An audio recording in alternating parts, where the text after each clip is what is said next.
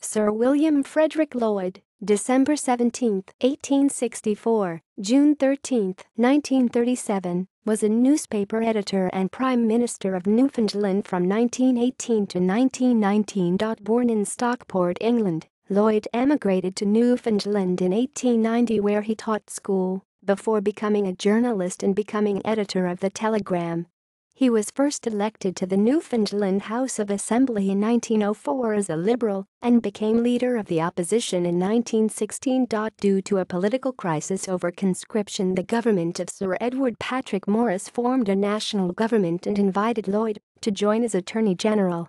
After Morris retired at the end of 1917, the governor asked Lloyd to form a government, even though he was from a minority party.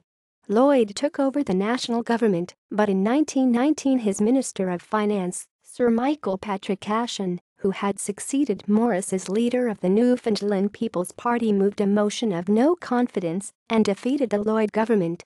Cashin became the new Prime Minister and Lloyd returned to the opposition benches. Lloyd served again in government, briefly, as Minister of Justice in 1924. In the 1919 New Year honours, he was named Knight Commander of the Order of St. Michael and St. George. He married Agnes Taylor in 1896. The couple had one son. References